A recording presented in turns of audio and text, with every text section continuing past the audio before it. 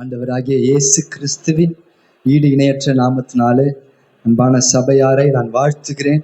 இந்த நாளிலும் நம்ம ஆண்டவருடைய அந்த வாக்கு தத்துவத்துக்கு நேராக இந்த வருஷம் தேவன் நமக்கு கொடுக்கிற வார்த்தை, அந்த வார்த்தைக்கு போவதற்கு முன்பாக ஒரு சின்ன ஒரு கதையோட கூட ஒரு சின்ன ஒரு ஸ்டோரின்னு சொல்றதை விட உண்மையாய் நடந்த ஒரு சம்பவத்தோடு கூட நான் ஆரம்பிக்கிறேன்.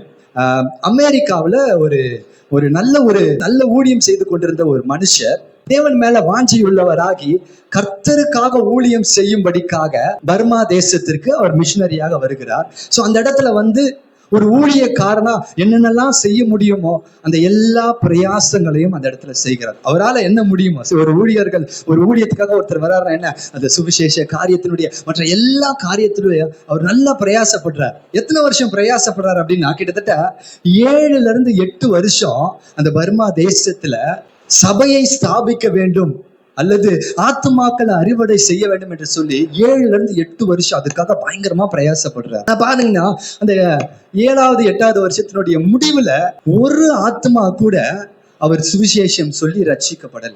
ஒரு ஆத்மா கூட ரட்சிக்கப்படல.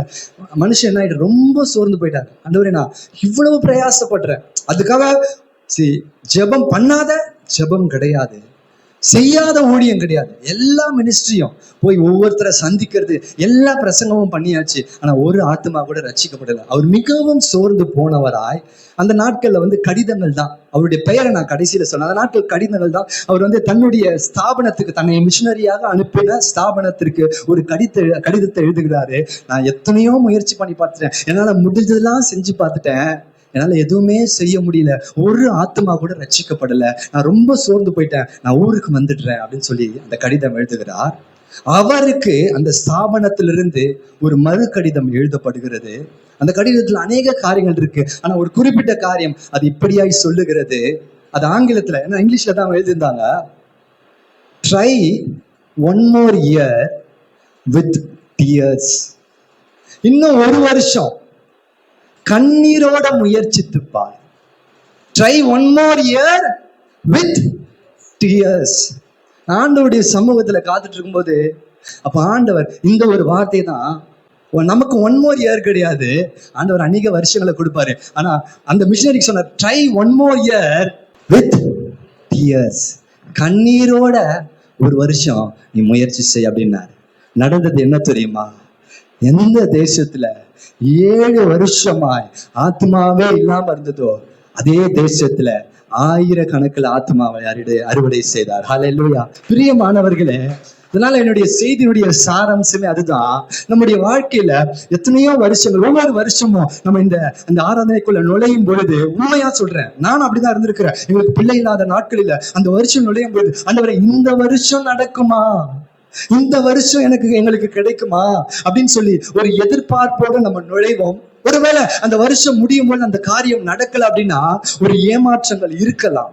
நம்ம அப்படி போல ஒவ்வொரு வருஷமும் எதிர்பார்த்து இருப்போம், அந்த புது வருஷம் வரும்போது ஒரு நன்மை உண்டாகும் என்று சொல்லி. ஆனா பிரியமானவர்களே, ஹல்லேலூயா, இந்த நாளில நடக்காத ஒரு காரியம் இல்ல, வராத ஆசீர்வாதம் எத்தனையோ வருஷங்களா அப்படியே இருக்குதுன்னு வச்சுக்கீங்களேன். இந்த நாளில கர்த்தர் நம்மோடு கூட சொல்லுகிற வார்த்தை என்ன தெரியுமா?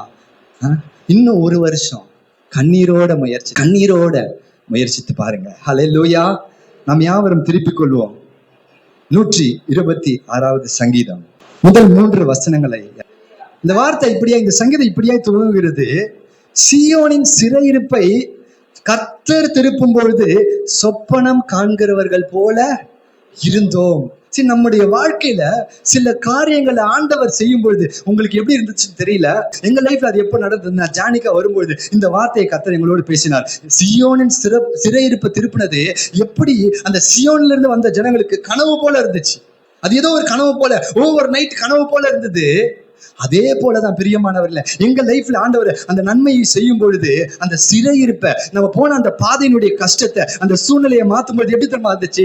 சொப்பனத்தை போல இருந்தது. நம்ம உண்மையிலே நம்ம வாழ்க்கையில எப்படி ஒண்ணு நடந்திருக்கா, உண்மையிலே நம்ம வாழ்க்கையில ஆசீர்வதிக்கப்பட்டிருக்கானே, அது ஒரு கனவு போல எங்களுக்கு காணப்பட்டுச்சு. ஆனா அது கனவு இல்ல, அது உண்மை. ஹல்லேலூயா, ஹல்லேலூயா. நம்ம பாத்தீங்கன்னா இந்த அதிகாரத்தினுடைய பின்னணியை நம்ம பார்க்கும்போது இஸ்ரவேல் ஜனங்க எங்க இருக்கிறாங்க அப்படின்னா, பாபிலோன் தேசத்திலிருந்து சிறையிருப்புல திரும்பி வராங்க. யாராவது ஒருத்தர் வாசிங்க சங்கீதம் 137 1வது வசனத்தை. என்ன நிலைமையில அவங்க இருக்கிறாங்க பாருங்களா பாபிலோன் தேசத்துல. சங்கீதம் 137 1.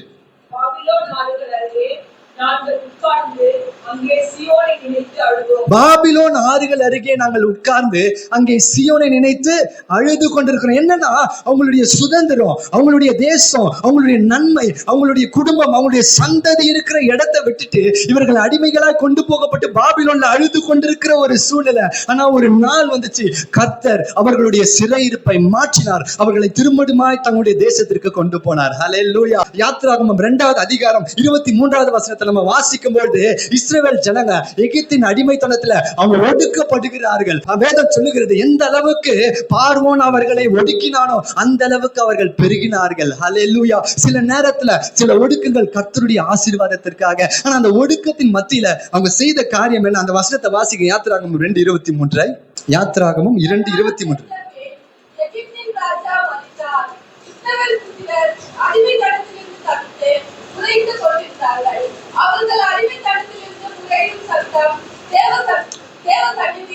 அவர்கள் அடிமைத்தனத்திலிருந்து முறையிடும் சத்தம். தமிழ்ல முறையிடும் போட்டு, ஆங்கிலத்துல என்ன போட்டிருக்குன்னா அவங்க அழுத, they cried out. ஆண்டவரை நோக்கி கதறி அழுதாங்க. ஹல்லேலூயா, ஹல்லேலூயா. அந்த சத்தம் என்ன ஆச்சுன்னா தேவனுடைய சமூகத்தை ஏற்றி.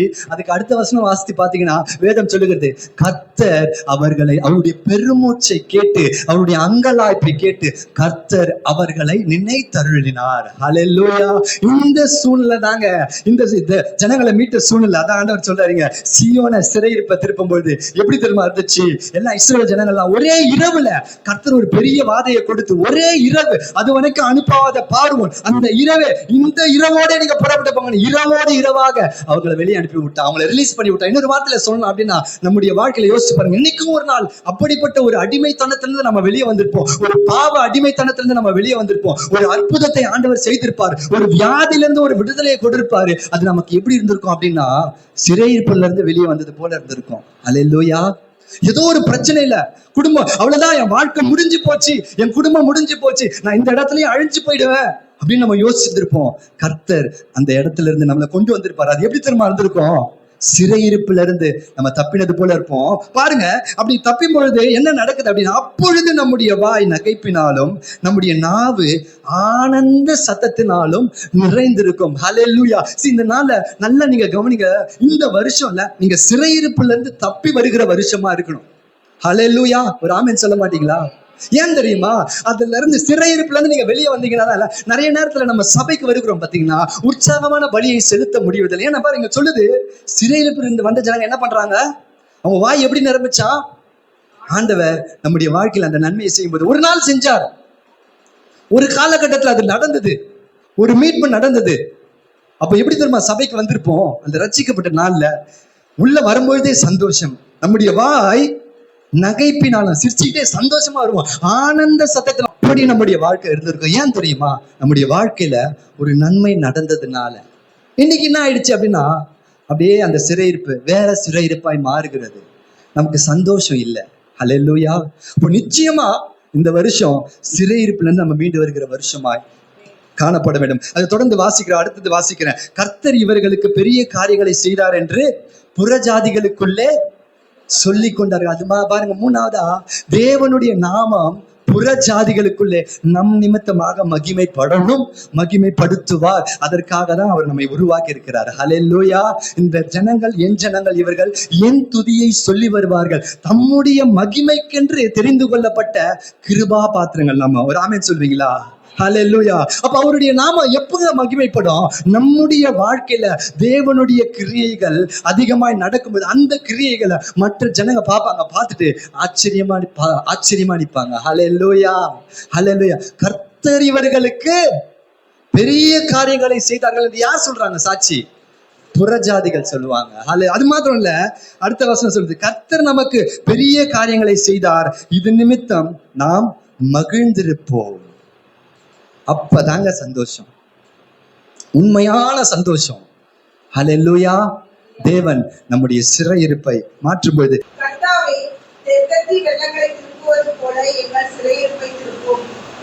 ஹல்லேலூயா. சிறையிருப்பை திருப்பினார்னு போட்டிருக்கு. 3 வசனம் கழிச்சு 4வது வசனத்தை சொல்லுது, கர்த்தாவே தெற்கத்தி வெள்ளங்களை திருப்புவது போல எங்கள் சிறையிருப்பை திருப்போம். இஸ்ரவேல் ஜனங்க பாபிலோன் தேசத்துல இருந்து ஒரு கூட்டம் புறப்பட்டு வந்துருச்சு. அந்த கூட்டம் சந்தோஷப்படுது, அந்த கூட்டம் தேவனை துதிக்குது, ஆர்ப்பரிக்குது, பெரிய காரியங்களை செய்தார்னு சொல்லுது, கர்த்தருக்குள்ள மகிழ்ச்சி அடைகிறது. ஆனாலும் இன்னும் அந்த முழுமையான கூட்டம் வரல. அந்த ஜனங்க சொல்லுகிறாங்க, கர்த்தாவே தெற்கத்தி வெள்ளத்தை திருப்புவது போல எங்கள் சிறையிருப்பை திருப்பும். இது ரொம்ப ஒரு அருமையான ஜெபம். நம்முடைய வாழ்க்கையில ஒரு நாள் ஆண்டவர் சிறையிருப்பை திருட்டினார், ஒரு நாள் நம்ம வாழ்க்கையில நன்மை செஞ்சார், ஒரு நாள் சுகத்தை கொடுத்தார், ஒரு நாள் விடுதலை கொடுத்தார், ஒரு நாள் காப்பாத்தி கொண்டு வந்தார். அந்த ஒரு நாள் நம்ம ஆண்டவரை மகிமைப்படுத்தணும். ஆனா நாட்கள் செல்ல செல்ல இன்னைக்கு ஆண்டவருடைய நாம மகிமைப்படுத்த சாதாரணமா வாழ்க்கையை வாழ்ந்துட்டு இருக்கிறோம். ஆனா வேதம் சொல்லுகிறது, கர்த்தருடைய ஜனங்க ஒவ்வொரு நாளும் அவருடைய மகிமையை பார்க்க முடியும். இஸ்ரவேல் ஜனங்க அவங்க வனாந்திரத்துல தான் நடந்து வந்தாங்க, ஒவ்வொரு நாளும் கர்த்தருடைய மகிமை பார்த்தாங்க. அவங்க மாத்திரம் பார்க்கல, சுற்றி இருக்கிற ஜனங்களும் அவங்க தேவன் யாரா என்ன சொல்லியிருப்பாங்க, இந்த அவங்க தேவன் எப்படிப்பட்டவர் தெரியுமா, மானத்துல இருந்து அவங்களுக்கு மன்னாவை கொடுக்கிறாரு. ஹல்லேலூயா. அவர்களும் அந்த மகிமையை அனுபவிக்கிறாங்க. சுற்றி இருக்கிற ஜனங்களும் பார்த்து ஆச்சரியப்படத்தக்கதாய் அந்த மகிமை இருக்கிறது. பாருங்க, 2வது காரியம் அங்க எழுதப்பட்டிருக்கு, அந்த வெள்ளத்தை திருப்பது போல எங்கள் சிறையிருப்பை திருப்புங்க. அப்ப நம்ம லைஃப்ல மறுபடியுமாக ஆண்டவர் ஒரு அற்புதத்தை செய்ய வேண்டும். கடந்த வருஷம் போல இல்ல, இந்த வருஷம் உங்களை நிதானிச்சு பாருங்க, ஏன் என் வாழ்க்கையில ஆண்டவருடைய ஆசீர்வாதங்கள் தடைப்பட்டு போயிருக்கிறது. அங்க சொல்லுது திருப்புவது போல திருப்ப. அதுக்கு என்ன செய்யணுமா? 2 விஷயம். 1 விசுவாசம், 2வது 5வது 6வது வசனத்தை வாசிக்கிறேன். கண்ணீரோடு விதைக்கிறவர்கள் கம்பீரத்தோட அறுப்பார்கள். ஹல்லேலூயா, ஹல்லேலூயா. ஆண்டவர் நம்மோடு பேசின வார்த்தை என்ன தெரியுமா? 6வது வசனம், அள்ளி தூவும் விதையை சுமக்கிறவன் அழுது கொண்டு போகிறான், ஆனாலும் தான் அறுத்த அரிகளை சுமந்து கொண்டு கம்பீரத்தோட திரும்பி. அதனால படிங்களேன், அது கூட திரும்பி அப்படியே திரும்பி அந்த புது வருஷத்துக்குள்ள நுழையும் பொழுது, இந்த வருஷம் என் வாழ்க்கையில இருக்கிற பிரச்சனை, என் வாழ்க்கையில இருக்கிற சிறையிருப்பு, இந்த வருஷம் என் வாழ்க்கையில ஒரு ஆசீர்வாதம், ஒரு நன்மை, ஒரு கிருபை இந்த வருஷம் உண்டாகுமா அப்படின்னு ஒரு அழுகையோட எத்தனை பேர் நுழைஞ்சிங்கன்னு தெரியல. கண்ணீரோட நுழைஞ்சிருப்பீங்க, ஆண்டவர் இந்த வருஷம் எனக்கு நன்மை கிடைக்குமா ஆண்டவரே. ஹல்லேலூயா. ஆண்டவர் சொல்றாரு, இந்த வருஷத்துக்குள்ள நம்ம எப்படி தெரியுமா நுழைஞ்சிருக்கிறோம். நான் கூட எப்படி தெரியுமா நுழைஞ்சேன் இந்த வருஷத்துக்குள்ள. அள்ளி தூம் விதையை சுமக்கிறவன் ஏன் அவன் அழுதுகிட்டே போறான். இஸ்ரவேல் ஜனம் பாபிலோனுக்கு அடிமையா கொண்டு போகப்பட்டுட்டாங்க. அவங்களுடைய ஊரு சுட்டெரிக்கப்பட்டிருக்கிறது, நிலங்கள் பால் பட்டுப்பட்டிருக்கு, ஒண்ணுமே கிடையாது, தானியம் கிடையாது. தானியம் இல்லாததுனால நீங்க எரேமியா எல்லாம் வாசிச்சு பாத்தீங்கன்னா, இவங்க எகிப்துக்கு போறாங்க, இருக்கிற மிச்சம் இருக்கிற ஜனங்க எகிப்துல போய் அவங்க அழிஞ்சுதான் போறாங்க. இதுதான் அவங்களுடைய சூழ்நிலை. அப்ப அவங்க திரும்பி வரும்பொழுது அந்த பட்டணம் எப்படிப்பட்ட சூழ்நிலை இருக்குன்னா, ஒண்ணுமே இல்லை, எதுவுமே இல்லை அந்த பட்டணத்துல. அவனுக்கு இருக்கிறதுனா கொஞ்சம் விதை, அவனுக்கு சாப்பிட்றதுக்கு இருக்க வேண்டிய விதை சாப்பிட்றதுக்கு இல்லை. ஆனா அந்த விதைய அவன் எடுத்துக்கொண்டு போகும் பொழுது அவன் கண்ணீரோட எடுத்துட்டு போறான். ஆண்டவரே என்கிட்ட இதுதான் ஆண்டவரே இருக்கு. ஹல்லேலூயா. ஒருவேளை இந்த வருஷம் நம்ம உள்ள நுழையும் பொழுது கண்ணீரோட கூட, ஆண்டவரே கண்ணீரோட நீங்கள் நுழைறீங்களா? நான் சொன்னேன் தெரியுமா, அந்த கதையில சொன்னேன் பார்த்தீங்களா, இன்னும் ஒரு வருஷம் எப்படி தெரியுமா முயற்சி பண்ணோம், கண்ணீரோட முயற்சி பண்ணிப்பாங்க. கண்ணீரை விதையாய் மாற்றுங்க. கண்ணீரை உங்க பிள்ளைகளுக்காக, உங்களுடைய சூழ்நிலைகளுக்காக, உங்களுக்காக, உங்களுடைய பெற்றோர்களுக்காக உங்க கண்ணீரை விதையா மாற்றுங்க. ஹல்லேலூயா. அவர் கண்ணீரை பார்த்து இறங்குகிற தேவன். ஹல்லேலூயா. அது பாருங்க, அழகா இருக்கு. கண்ணீரோட இன்னைக்கு நம்ம பிரவேசிக்கிறோம். நான் விசுவாசிக்கிறேன், அடுத்த வருஷம் இந்த இடத்துல நீங்க வரும்பொழுது நீங்க கம்பீரத்தோட வரணும். அதான் என்னுடைய ஆசை, கர்த்தருடைய ஆசை. ஹல்லேலூயா. எல்லாம் முயற்சி பண்ணி பார்த்தீங்கல்ல, கண்ணீரோட முயற்சி பண்ணுங்க. ஹல்லேலூயா. 1 சாமுவேல் 1வது அதிகாரத்துக்கு நேராக திருப்பிக் கொள்வோம். 1 சாமுவேல் 1வது அதிகாரத்துல 2 பேரை குறித்து எழுதப்பட்டிருக்குது. எல்கனா, அவனுடைய மனைவி அன்னாள், அவருக்கு இன்னொரு மனைவி பெனினாள். இந்த குடும்பத்தை குறித்து வேதம் சொல்லுகிறது, அந்த மனுஷன் சீலோவிலே சேனைகளின் கர்த்தரை பணிந்து கொள்ள வருஷந்தோறும் அந்த மனுஷன் தேவனை பணிந்து கொள்வதற்கென்று ஆலயத்துக்கு போகிறான். சிலர்லாம் கரெக்டா இந்த நியூ இயர் டைம்ல, கிறிஸ்மஸ் டைம்ல அந்த மாதிரி வர ஆட்கள்லாம் இருக்கிறோம்ல, வருஷந்தோறும் அந்த நாட்கள்ல வருஷந்தோறும் இதுதான் அவங்களுக்கு பிரமாணம். போயிட்டு சீலோவுல ஆலயத்துல பணிந்து கொள்கிறான். பாருங்க, அது வாசிக்கும் போது ரொம்ப அழகா தெரியும். இது எதுக்காக அவன் போறான் ஆலயத்துக்கு அப்படின்னா, தேவனை பணிந்து கொள்ளும்படியாய், அல்லது தேவனுக்கு நன்றி செலுத்தும்படியாய், அல்லது தேவனை ஆராதிக்கும்படியே. பாரு, இதை பார்க்கும்போது ஒண்ணு நமக்கு நல்லா புரியும். அவனுடைய கேரக்டர் என்ன அப்படின்னா, அவன் உண்மையாகவே நிச்சயமாகவே ஒவ்வொரு வருஷமும் விடாம போறான் அப்படின்னா, அவன் தேவனுக்கு பயந்த ஒரு மனுஷனா இல்லையா? தேவனுக்கு பயந்து தேவனுடைய வழிகளில நடக்கிற ஒரு மனுஷன். அப்போ அவன் மாத்திரம் அப்படி இருப்பானா? அவனுடைய மனைவியா அப்படி இருப்பாங்க? அவனுடைய மனைவியாகிய அன்னாலும் தேவனுக்கு பயந்தவர்களா தான் இருப்பாங்க ரெண்டு பேரும். ரெண்டாவது காரியம் அங்க எழுதப்பட்டிருக்கு, வருஷந்தோறும் போறான். என்ன செய்யறான் அப்படின்னா, பலியிட, கர்த்தருக்காக காணிக்கையை கொடுக்க, பலியிட இடைவிடாமல் செய்யறான். இப்ப நம்ம லைஃப்ல எடுத்துக்கிட்டோம் அப்படின்னா இல்லையா, ஒவ்வொரு வாரமும் நம்ம தேவனுக்கு பயந்து இருக்கிறவங்க, தேவனுக்கு பயந்தபடினால ஒவ்வொரு வாரமும் தேவ சமூகத்தை தேடி வருகிறோம், ஆலயத்துக்கு வருகிறோம், கர்த்தருக்கு கொடுக்கறது எல்லாவற்றிலையும் நம்ம உண்மையா இருக்கிறோம். வருஷந்தோறும் அவர் பலியிடுகிறார். பலியிட்ட பிறகு அந்த பலியினுடைய பங்கை எல்லாருக்கும் பங்கிட்டு கொடுக்கிறார். அன்னாளுக்கு மாத்திரம் 2 பங்கு கொடுக்கிறார். மற்றவங்களுக்கு எல்லாம் பிரிச்சு கொடுத்துட்டு அன்னாளுக்கு மாத்திரம் டபுள் போர்ஷன் கொடுக்கிறார். சில நேரத்துல நம்ம லைஃப்ல இந்த ஆசீர்வாதம் நிச்சயமா வேணும்னு சொல்லி இருக்கும் பாத்தீங்களா, அது இல்லாம வேற எது வந்தாலும் அது ஒரு பெரிய பொருட்டாவே தெரியாது. அன்னாளுக்கு தேவை என்ன தெரியுமா? ஒரு பிள்ளை. ஆனா அவனுடைய கணவனார் 2 பங்கு கொடுக்கிறாரு. 2 பங்குனால அவளுக்கு ஒரு பிரயோஜனம் இல்லை. சில நேரத்துல சில ஆசீர்வாதங்கள், ஒருவேளை நல்ல பணக்காரங்களா கூட இருக்கலாம், நல்ல வசதியோட கூட இருந்திருக்கலாம். ஆனா அந்த வசதியோ அந்த மற்ற காரியங்களோ அவங்களுக்கு பெருசா தெரியல. தன்னுடைய வாழ்க்கையில ஒரு பிரச்சனை இருக்கு, பிள்ளை இல்லாமல் இருக்கிறார். ஹல்லேலூயா. முதல்ல அவன் தேவனுக்கு பயந்த ஒரு குடும்பம். 2வது, அவன் எல்லாவற்றிலையும் தேவனுக்கு செலுத்த வேண்டியவைகளை அவன் உண்மையாய் செலுத்துகிறான். அன்னாளுக்கு 2 பங்கு மனநிறைவா கொடுக்கிறார். ஆனா அதுல அவளுக்கு சந்தோஷம் இல்லை. ஏன் தெரியுமா? அவள் மலடியா இருக்கிறார். அவள் ஏன் மலடியா இருக்கிறா அப்படின்னா, வேதம் சொல்லுகிறது, கர்த்தர் அவளுடைய கர்ப்பத்தை அடைத்திருக்கு. இதை மாத்திரம் நம்ம யோசிக்க வேணாம். சில நேரத்துல சில ஆசீர்வாதங்களை நம்ம யோசிக்கிறோம் பிசாசு தடுக்கிறான்ட்டு, தேவனே கூட தடுத்து நிறுத்தி வைக்க முடியும் சில ஆசீர்வாதங்களை. 6வது வசனம் வாசிங்க.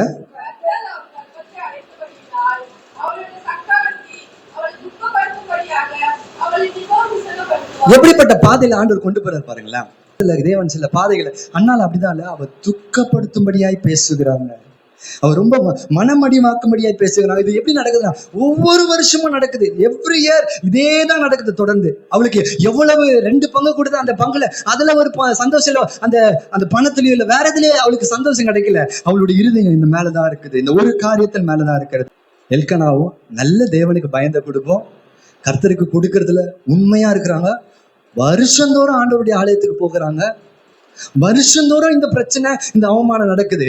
என்னுடைய கேள்வி என்ன அப்படின்னா, அன்னாலும் எல்கனாவும் ஜெபம் பண்ணி இருப்பாங்களா, ஜெபம் பண்ணி இருக்க மாட்டாங்களா? தேவனுடைய ஆலயத்துக்கு போய் தேவனை நன்றி செலுத்தி பணிந்து கொள்றவன் எப்படி ஒரு தேவ மனுஷன் ஜெபம் பண்ணாம இருந்திருப்பான்? எப்படி ஒரு ஏன்னா அதுக்கப்புறம் அண்ணால் பண்ண ஜெபத்திலேயே தெரியுது அவ எப்படிப்பட்ட ஒரு ஜெப மகளா, ஒரு ஜெப வீராங்கனையா இருந்திருப்பான்னு அந்த ஜெபத்துல தெரியுது ரொம்ப தெளிவா. அப்போ ஒவ்வொரு வருஷமும் ஜெபம் பண்ணியிருப்பாங்க. இப்போ நம்ம லைஃபுக்கு வருவோமே, ஒவ்வொரு வருஷமும் நம்ம அந்த புது வருஷத்துக்குள்ள நுழையும் பொழுது ஒரு எதிர்பார்ப்பு, ஒரு நம்பிக்கை, ஒவ்வொரு வருஷமும் சில காரியங்களை குறித்து, சில ஆசீர்வாதங்களை, உங்களுக்கு வந்து சேர வேண்டிய சில காரியங்களை குறித்து நீங்க ஜெபம் பண்ணிட்டு இருப்பீங்க. இல்ல நீங்க ஆசீர்வதிக்கப்பட சரீர ரீதியா வியாதியோ, இல்ல பிள்ளைகளுடைய ரட்சிப்பு, கணவனாருடைய ரட்சிப்பு, அநேக காரியங்களுக்காக நீங்க ஜெபம் பண்ணிட்டு இருந்தீங்கன்னா ஜெபம் பண்ணிட்டு இருந்திருப்பீங்க. அண்ணாலும் ஜெபம் பண்ணிட்டு இருந்தா. ஆனா இந்த வருஷம் அவ ஒரு காரியத்தை வித்தியாசமா செய்கிறார் பாருங்க. வாசிங்க, 10வது வசனத்தை வாசிங்க.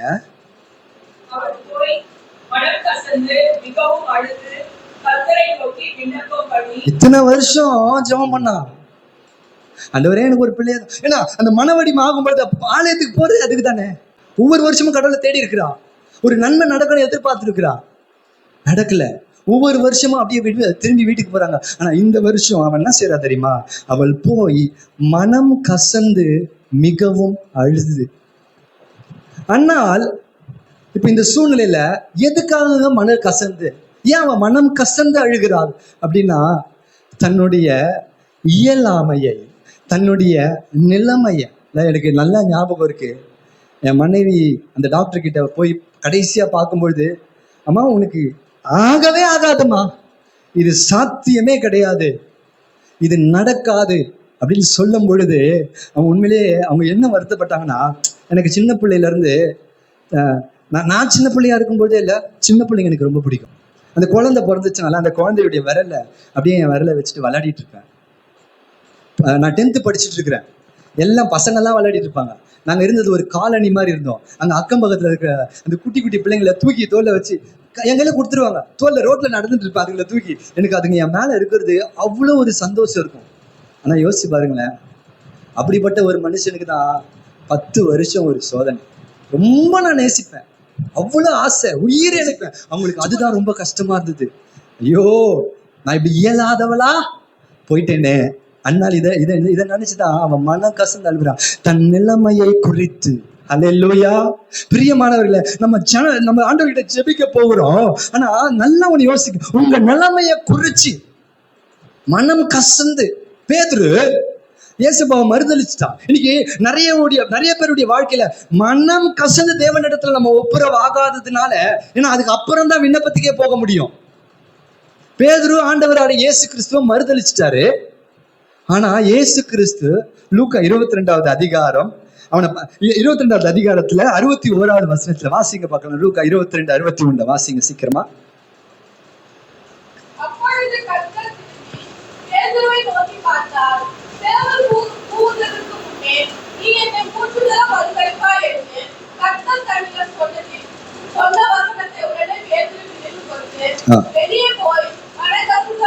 ஹல்லேலூயா. ஒரு தப்பு பண்ணிட்டா ஆண்டவர் அவ்வளவு வான் பண்ணாரு, ஆனா ஆண்டவரை மறுதளிச்சுட்டா. அப்படியே இல்ல, தான் செஞ்ச அந்த தவறுக்காக மனம் கசந்து அழுதா. இந்த வருஷத்துல நான் தயவு செய்து சொல்றேன், தேவ ஜனமே, நீங்க தேவனுக்கு என்ன பிரியமா இல்லாம காரியங்களை செஞ்சீங்களோ அந்த காரியத்தை குறித்து மனம் கசந்து தேவனிடத்துல அழுங்க. பேதுருக்கு நீங்க வாசிச்சு பாத்தீங்கன்னா, மார்க்ல ஆண்டவர் சொல்லுவாரு, மகதலேனா மரியாதை சந்திச்சு, நான் உயிர் தெழுந்துட்டேன்ற செய்திய போய் நீ சீஷர்களுக்கு சொல்லு, பேதுருவுக்கும் சொல்லுன்னு தனியா எழுதியிருக்கும் வசனம். பேதுருவும் சீஷன் தானே, அப்ப சீஷர்களுக்கும் பேதுருக்கும். ஏன் தெரியுமா? அவன் அந்த மனம் கசந்து ஆழ்ந்தான் தெரியுமா, அவன் உடஞ்சு போயிருக்கிறான் தெரியுமா, அவனுக்கு அவனையும் நான் வர சொன்னேன்னு சொல்லு. ஹல்லேலூயா. சில காரியங்கள், தாவீது பத்சேபாள் இடத்துல தவறு செஞ்சுட்டார், பாவம் செஞ்சுட்டாரு. ஆனா மனம் கசந்து அந்த பாவத்திற்காக அவன் மனம் திரும்புகிறான். ஹல்லேலூயா. உங்க வாழ்க்கையில நீங்க எப்படிப்பட்ட வாழ்க்கை வாழ்ந்தீங்க அதை எண்ணி பார்த்து தேவர் சமூகத்துல மனம் கசந்து ஒப்புரவாக கண்ணீரோட வாசிக்கிறேன். அவள் போய் மனம் கசந்து மிகவும் அழுது. முதல்ல மனம் கசந்து அழுது, அடுத்தது என்ன பண்ற? கர்த்தரை நோக்கி விண்ணப்பம் பண்ணி. என்ன விண்ணப்பம் பண்ற? வாசிங்க.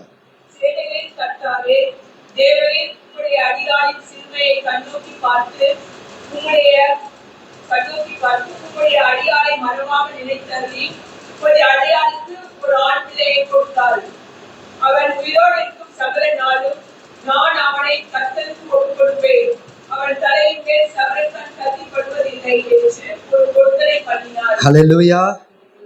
ஏன் கர்ப்பம் அடைக்கப்பட்டிருந்தது இப்ப தெரியுதா? ஏன் அவளை ஆண்டவர் இந்த அவமானத்தின் வழியா கொண்டு போறாரு தெரியுதா? 2வது ஒரு காரியத்தை ஆண்டவர் எதிர்பார்க்கிறார். என்ன அப்படின்னா, ஒரு பொருத்தனை. ஹல்லேலூயா. உங்க வாழ்க்கையில் அநேக ஆசீர்வாதங்கள் தடைப்பட்டு இருக்குதா? 2 விஷயம். ஒண்ணு, கண்ணீரோட மனம் கசந்து தேவனிடத்துல நீங்க கேட்டு பாருங்க. கண்ணீரோட உங்க வாழ்க்கையை சரி செய்து மனம் கசந்து அழுது. நான் சொல்லுவேன், சில நேரத்துல உபவாசம் இருக்க முடிஞ்சா உபவாசம் இருக்கு, ஒரு விண்ணப்பம் பண்றா. என்ன விண்ணப்பம்? ஆண்டவரே, நீங்க எனக்கு ஒரு பிள்ளையை கொடுங்க ஆண்டவரே. அடியால நீங்க சிறுமையை கண்ணோக்கி பார்த்து அடியால நினைத்ததில்லை, அடியாளுக்கு ஒரு குமாரனை கொடுத்தா அவன் உயிர் இருக்கிற வரைக்கும் அவனை உண்மை கேட்டு நானு ஒப்பு கொடுப்பேன். ஹல்லேலூயா. அப்படின்னா என்னன்னா, ஒரு வேண்டுதல். அண்ணால் ஒரு வேண்டுதல் செஞ்சுக்கிறார். அப்போ உங்க லைஃப்ல ஏதோ ஒரு காரியம் இன்னும் நடக்காம இருக்கு அப்படின்னா நீங்க என்ன பொறுத்தல செய்வீங்க? அது நீங்க தான் செய்யணும். உங்களோட கர்த்தர் பேசணும். சும்மா ஒரு உதாரணத்துக்கு நான் சொல்லுகிறேன். ஒரு உதாரணத்துக்கு, ஆண்டவரே எனக்கு இந்த நன்மையை நீங்க செஞ்சீங்க அப்படின்னா எனக்கு ஒரு நல்ல வேலையை கொடுத்தீங்க அப்படின்னா, எனக்கு ஒரு நல்ல ஒரு வாழ்க்கையை நீங்க கொடுத்தீங்க அப்படின்னா, நான் இந்த காலை கொண்டு உமக்காக போய் ஊழியம் செய்யறேன். ஒரு வேண்டுதல், ஒரு பொருத்தனை. ஹல்லேலூயா. என்ன நடந்துச்சு தெரியுமா? அன்னாள் பொருத்தனை செஞ்சுட்டா. பின்னாடி வாசிச்சு பாருங்க, ஏலி சொல்றாரு, நீ இஸ்ரவேலின் தேவனிடத்துல வந்தல்ல, போ, கர்த்தர் உன்னை ஆசீர்வதிப்பார். ஹல்லேலூயா. ஒவ்வொரு வருஷமும் இல்ல நம்மள மாதிரி தான் இல்ல, எவ்ரி இயர் அங்க வராங்க, நியூ இயர், ஒவ்வொரு புது வருஷம் வரும்பொழுது அவளுக்கு ஒரு ஜெபம். ஆனா அந்த வருஷம் மனம் கசந்து அழுது கண்ணீரோடு ஜெபம் பண்றான். ஹல்லேலூயா. ஆதியாகமம் 32வது அதிகாரம் 27. அவர் உன் பேர் என்ன என்று கேட்டார், யாக்கோபு என்றான். இந்த சம்பவம் நமக்கு நல்லா தெரியும். இதே மாதிரிதான் யாக்கோபு, அவருடைய பேர் என்ன அப்படின்னா, ஏன் அவர் பேரை கேட்கிறாரு? ஏன் ஆண்டவருக்கு அவர் பேர் தெரியாதா? உன் பேர் என்னப்பா? யாக்கோபு. அப்படின்னா நான் அதே ஆள் தான், நான் இன்னும் மாறல. என் சகோதரனை ஏமாத்தி சிரேஷ்ட புத்திர பாகத்தை பறித்த அதே யாக்கோபு தான் ஆண்டவரே, அதே மனுஷன் தான் ஆண்டவரே. இன்னைக்கு அப்படியே இருக்கிறோமா? நம்மள அதே மனுஷர்களா இருக்கிறோமா? யாக்கோபுக்கு ஒரு ஆசைங்க. என்ன ஆசை தெரியுமா? நான் அப்படியே இருக்க விரும்பல, என்ன இஸ்ரவேலா மாத்திருங்க. ஹல்லேலூயா. ஆண்டவரே, நான் அந்த ஏமாற்றுகிற யாக்கோபா இல்ல ஆண்டவரே, நான் இஸ்ரவேலாய் மாற வேண்டும். அதான் கேட்கிறான், என்னை நீர் ஆசீர்வதித்தால ஒழிய நான் உம்மை போக விடுகிறதில்ல. ஹல்லேலூயா. ஓசியா 12:4. அவர் எப்படி ஜெபம் பண்ணாருன்னு பாருங்க. ஓசியா 12:4. தூதனானவரோட போராடி, சில காரியங்கள்ல இந்த வருஷம் நம்ம போராடி தான் எடுக்க வேண்டியது இருக்குது. ஹல்லேலூயா. யாக்கோபு சும்மா கிடைச்சிடலங்க, முழுவதும் போராடினான். எதுக்காக? ஒரு ஆசீர்வாதத்திற்காக. என்ன ஆசீர்வாதம்? என் வாழ்க்கை மாறணும் ஆண்டவரே, என் வாழ்க்கை எல்லாமே இருக்கு. 2 பரிவாரத்தோட வரான். வெறும் கையா போனா, வெறும் கோலம் கையா போனவன் 2 பரிவாரத்தோட. அப்ப அவனுக்கு என்ன ஆசீர்வாத குறை இருக்குது? ஆவிக்குரிய ரீதியில அவன் இன்னும் யாக்கோபா இருக்கிற. ஆண்டவரே, என்ன நீங்க ஆசீர்வதிங்க, நான் யாக்கோபா இல்ல, என்ன நீங்க மாற்றுங்க. ஹல்லேலூயா. அதை எப்படி போராடி ஜெபிக்கிறான் அப்படின்னா, கண்ணீரோட அழுது கெஞ்சினான். ஹல்லேலூயா. ஹல்லேலூயா.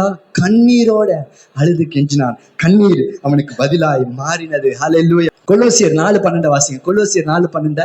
நீங்கள் தேவனுக்கு சித்தமானவைகள் எல்லாவற்றிலும் தேறினவர்களாயும் பூரண நிச்சயம் உள்ளவர்களாயும் நிலை நிற்க வேண்டும் என்று தன் ஜெபங்களில் உங்களுக்காக எப்பொழுதும் போராடுகிறான். என்ன போராடுறான்னா, விசுவாசிக தேவ சித்தத்துல நிலைச்சு நிக்கணும்னு சொல்லி ஒரு மனுஷன் போராடுறான். அப்போ இன்னைக்கு விசுவாசிகளா இருக்கிற நீங்க மற்றவங்க நிலைச்சு நிக்கணும்னு போராட வேண்டாம்.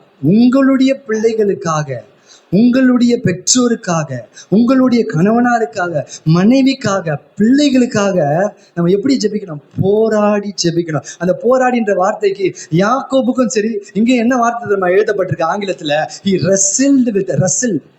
ரெஸ்லிங் எத்தனை பேருக்கு தெரியும்? ரெஸ்லிங் கேள்விப்பட்டிருக்கீங்க இல்லையா? மல்யுத்தம், ரெஸ்லிங், மல்யுத்தம். ஆண்டவரோட மல்யுத்தம், சண்டை போட்ட மாதிரி போட்ட. ஆனா அது சண்டை இல்ல, அது எப்படிப்பட்ட சண்டைன்றதுதான் நம்ம ஓசியா 4:12 வாசம். அழுது காலை பிடிச்சிட்டு கெஞ்சி போடுற சண்டை. ஹல்லேலூயா. அண்ணாளுடைய வாழ்க்கையில ஒவ்வொரு வருஷமும் அவன் ஜெபித்தா, ஆலயத்துக்கு போனா, எதுவுமே நடக்கல. அந்த வருஷம் மனம் கசந்து கண்ணீரை விதையாய் மாற்றி கண்ணீரோடு ஜெபித்தான்.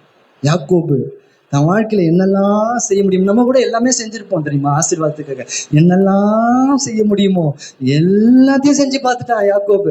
எதுவுமே நடக்கல. கடைசியா ஒரு முடிவுக்கு வரான். தேவ சமூகத்துல தேவனோடு போராடி அழுது கெஞ்சினான்.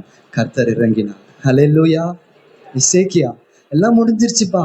சரி, யோசிச்சு பாருங்க. தேவன் ஒரு சித்தம், உன் காரியத்தை நீ ஒழுங்கப்பட்டு செட்டில் பண்ணிட்டு நீ மறிக்க போகிறன்றாரு. ஆண்டவருடைய திட்டம்.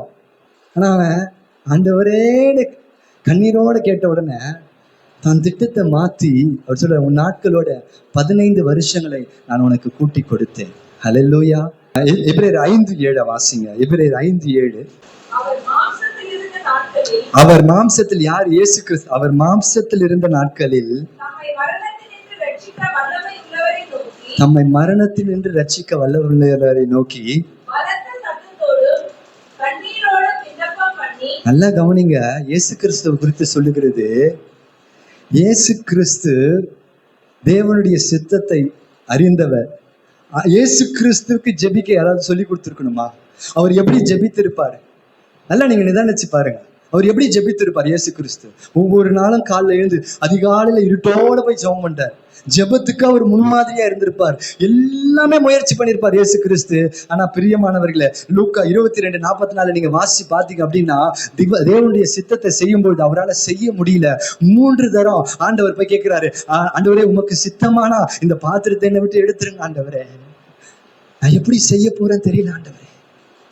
வேதம் சொல்லுகிறது, அந்த சித்தத்தை செய்வதற்காக ஜெபிக்கிற ஒரு மனுஷன், அவர்தான் எல்லாமே.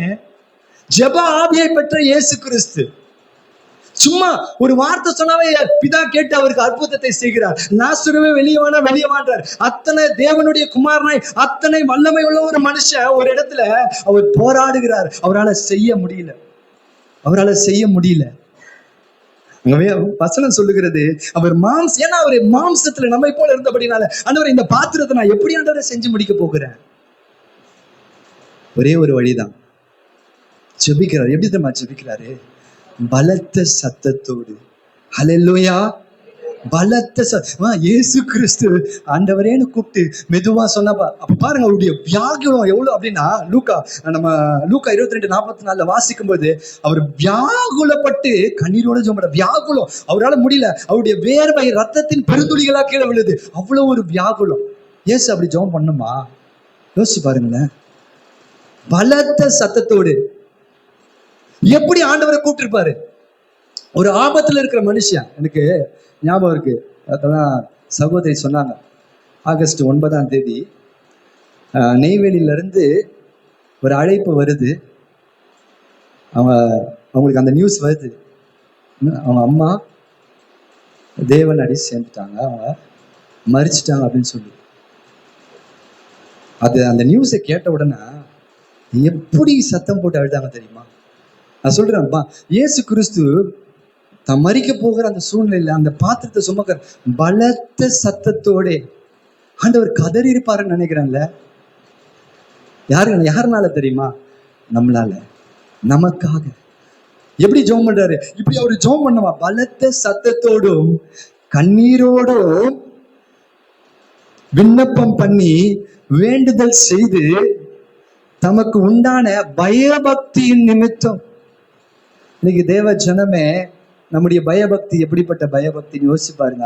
ஆண்டவர் அங்க கண்டிஷன் போட்டிருக்கு. அவர் பலத்த சத்தத்தோட ஜெபம் பண்ணாரு, கண்ணீரோட ஜெபம் பண்ணாரு. அதனால மாத்திரம் அது கேட்கப்பட்டிருல, அவருடைய தேவ பயபக்தியின் நிமித்தம் அவர் கேட்கப்பட்டு. ஹல்லேலூயா. அப்போ யோசிச்சு பாருங்க, இன்னைக்கு நம்ம லைஃப்ல சில காரியங்களுக்காக நம்ம ஜெபிக்கிறோம், தொடர்ந்து ஜெபிக்கிறோம். வருஷம் புது வருஷத்துல ஒரு நம்பிக்கையோட உள்ள நுழையிறோம். நான் எதுவுமே நடக்கல, அப்படியே இருக்கிறது காரியங்கள் அப்படின்னா, இந்த வருஷம் நீங்க என்ன செய்ய போறீங்க? ஆண்டவர் நம்ம கொடுக்கிற ஒரே ஒரு வார்த்தை, அள்ளி தூவும் விதையை சுமக்கிறவன் அழுது கொண்டே போகிறான், ஆனாலும் நான் அறுத்த அரிகளை சுமந்து கொண்டு கம்பீரத்தோடே திரும்பி வருவான்னு போட்டு. ஹல்லேலூயா. இத்தனை வருஷம் நம்முடைய மூளை சாதிக்காதத முழங்கால் சாதிக்குன்னு சொல்லுவாங்க. முழங்காலை தாண்டியும் ஒரு காரியம் வருது. என்ன? நம்முடைய கண்ணீர். ஆனால் மனம் கசந்தான். உங்க வாழ்க்கையை குறிச்சு, நம்ம நிலைமையை குறிச்சு மனம் கசந்து தேவனிடத்துல ஒப்புரவாகும். கடைசியா ஆனா ஒரே ஒரு கண்டிஷனை மாத்திரம் சொல்லி நான் முடிக்க விரும்புகிறேன். எபிரேயர் 12:17. ஏனென்றால் பிற்பாடு அவன் ஆசீர்வாதத்தை சுதந்திரித்துக் கொள்ள விரும்பியும் ஆகாதவன் என்று தள்ளப்பட்டதை அறிவீர்கள். அவன் கண்ணீர் விட்டு கவலையோடு தேடியும் மனம் மாறுதலை காணாம போனான். நல்லா புரிஞ்சுக்குங்க, ஆண்டவர் எல்லா மனுஷனுக்கும் அவங்க வாழ்க்கையில ஒரு சந்தர்ப்பத்தை கொடுக்கிறார். ஏசாவுக்கு எவ்வளவு பெரிய கிருபை தெரியுமா? அவன் முதல் பிள்ளையாய் பிறந்தது. ஆண்டவர் அவனை முதல் பிள்ளையா தான் கொடுத்தார். ஆக்சுவலா முதல் பிள்ளைக்கு தான் சேஸ்திர புத்திர பாகம் இருக்கணும். ஆனா யார் அதை உதாசீனப்படுத்தினா? யார் அதை விற்று போட்டா? அதை குறிச்சு அவனுக்கு ஒரு சீரியஸ்னஸ் இல்லை. பிரியமானவர்களே, நான் சொல்றேன் என்ன, சில நேரத்துல பாருங்க ஆண்டவர் எப்படின்னா திருப்பி அதுக்கு அப்புறமா அவன் எவ்வளவோ அழுது கெஞ்சினா அந்த ஆசீர்வாதம் கிடைக்கல. ஆண்டவர் எங்க எழுதி வச்சுட்டார் அப்படின்னா புதிய ஏற்பாட்டுல அவனை உதாரணமா எழுதி வச்சுட்டார். ஆண்டவர் சில நேரங்களில சில சந்தர்ப்பங்களை நம்முடைய வாழ்க்கையில கொண்டு வருவார், வாய்ப்புகளை கொடுப்பார். சவுலுக்கு 2 வாய்ப்புகளை கர்த்தர் கொடுத்தார். 2 வாய்ப்புலயும் சவுல் ஃபெயிலியர் ஆனா, 3வது வாய்ப்புல சவுல் தேவனை நோக்கி ஜெபம் பண்றா. கர்த்தர் அவன் ஜெபத்தை கேட்கவே இல்லை. நீங்க நினைச்சுக்காதீங்க ஆண்டவர் எந்த சூழ்நிலையில நம்முடைய ஜெபத்தை கேட்டுருவாரு. அதுல மாத்திரம் இந்த ஒரு காரியத்துல ஏமாந்துடாதீங்க.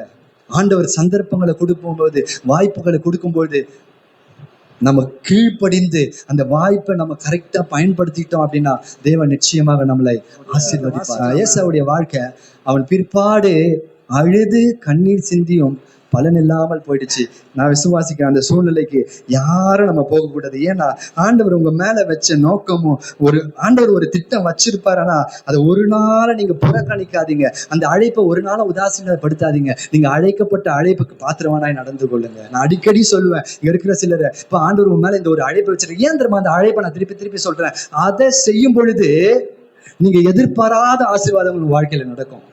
ஹல்லேலூயா, ஹல்லேலூயா. நான் ஆண்டவருக்காக எனக்கு பிள்ளை இல்லை, நான் ஆண்டவர்கிட்ட கண்டிஷன் போட்டுக்கலாமே, ஆண்டவர் எனக்கு நீங்க ஒரு பிள்ளைய கொடுத்தா நான் ஊழியத்துக்கு வரேன். இல்ல, அவருடைய அழைப்புக்கு நான் என்ன ஒப்பு கொடுத்து நான் ஊழியத்தை செய்ய ஆரம்பித்தேன். ஆண்டவர் என்னுடைய குடும்பத்தை அவர் கட்டினார். ஹல்லேலூயா. அப்ப அவருடைய அழைப்புக்கு நம்ம ஒப்பு கொடுக்கும் பொழுது, அதை ஏற்றுக்கொள்ளும் பொழுது, அதை உதாசீனப்படுத்தாம சீரியஸா எடுத்துக்கோங்க. தேவன் நிச்சயமாக நம்முடைய குடும்பங்களை கட்டுவார். கண்ணீரோடு விதைக்கிறவன் கம்பீரத்தோட அறுப்பான். கண்ணீர் தான் விதை. அந்த மிஷினரி பேர் என்ன தெரியுமா? அடோனிராம் ஜக்சன். 8 வருஷம் முயற்சி பண்ணான். 9வது வருஷம் அவனுடைய ஸ்தாபனத்துல சொல்றாங்க, நீ கண்ணீரோட செஞ்சு பாரு. கண்ணீரை சிந்தின உடனே அந்த இடத்துல 1000கணக்கில் ஆத்துமாக்களை அறுவடை பண்ணார். இது அவருடைய ஊழியத்துல. நீங்க உங்க லைஃப்ல என்ன ஆசீர்வாதம் எவ்வளவு நாள் வேணா தடைப்பட்டு இருக்கட்டுமே, எவ்வளவு நாள் வேணா தடைப்பட்டு இருக்கட்டும், உங்க கண்ணீருக்கு விலை இருக்குது. அல்லேலூயா. உங்க கண்ணீர் தேவ சமூகத்துல அதுக்கு சத்தம் இருக்குன்னு சொல்லணும். அடிக்கடி அது பேசும். அண்ணால் பேச கூட இல்ல, அவருடைய உதடுகள் மாத்திரம் தான் அசைது. அவன் என்ன பேசுறானே தெரியல. வேதம் சொல்லுகிறது சத்தம் வர உதடுகள் மாத்திரமே அசைந்தது. ஆனா ஆண்டவருக்கு புரியுது. அல்லேலூயா. அவளுக்கு என்ன தேவை, அவ என்ன கேட்கிறா அப்படின்னு ஆண்டவருக்கு புரியுது. ஏன்? கண்ணீர் பேசுதுங்க. நம்முடைய கண்ணீர் தேவனுடைய சமூகத்துல பேசும். அல்லேலூயா. நாயினொரு விதவையை குறிச்சு நான் சொல்லியிருக்கேன். நாயினொரு விதவை, அவன் ஒரே கைம்பெண் விதவை, ஒரே ஒரு பிள்ளை. அந்த பிள்ளை மறிச்சு போயிட்டு அந்த பிள்ளைய பாடையில தூக்கிட்டு போறாங்க. அந்த வழியா இயேசு நடந்து போறார். எத்தனையோ பேர் இயேசு கிட்ட சுகத்துக்காக ஓடி வந்தாங்க. யவீரு தம் பிள்ளைய காப்பாத்துறதுக்கு ஓடி வராரு. லாசரு மரித்து போன பிறகு நீர் இருந்திருந்தா பிழைத்திருப்பார் சொல்றாரு. இந்த ஒரு மனுஷன் மறிச்சு கொண்டு போயிட்டு இருக்கிறாங்க. இயேசு அந்த வழியா நடந்து போறார். நாயினொரு விதவையுடைய கதை நடந்து போற. அங்க எல்லாம் சந்தடி பண்ணி அழுகுறாங்க. ஐயோ, உனக்கு இருந்தது ஒரே ஒரு பிள்ளையாச்சு, அதுவும் போயிடுச்சு, உனக்கு யார் நீ துணையா இருப்பா அப்படின்னு எல்லாம் அழுது கொண்டே போறாங்க. ஆண்டவர் அப்படியே பாக்குறாரு. அந்த கண்ணீரை பார்த்த உடனே ஆண்டவருடைய இருதயம் அப்படியே மாறுது. ஒண்ணுமே செய்யல, நேரா போனாரு, அவனை தொட்டாரு, எழுப்பி விட்டுட்டு போயிட்டே இருந்தாரு. ஹல்லேலூயா. யாரும் இயேசுகிட்ட வந்து நீர் எத்தனை வல்லமையுள்ள தேவன், நாங்க உங்களை குறிச்சு என்னென்னமோ கேள்விப்பட்டிருக்கிறோம், ஐயோ இந்த இவளை பாருங்களேன், வந்து நீங்க எழுப்புங்களேன் யாரும் சொல்லல. கண்ணீர் அங்க பேசுச்சு. ஹல்லேலூயா. உங்க கண்ணீரும் தேவ சமூகத்துல பேசும். அந்த 1 வருஷம் உண்மையா கண்ணீரோட முயற்சி பண்ணுங்க. கண்ணீரோட முயற்சித்து பாருங்க. கர்த்தர் நிச்சயமாக உங்களுக்கு பதில் செய்வார். ஹல்லேலூயா.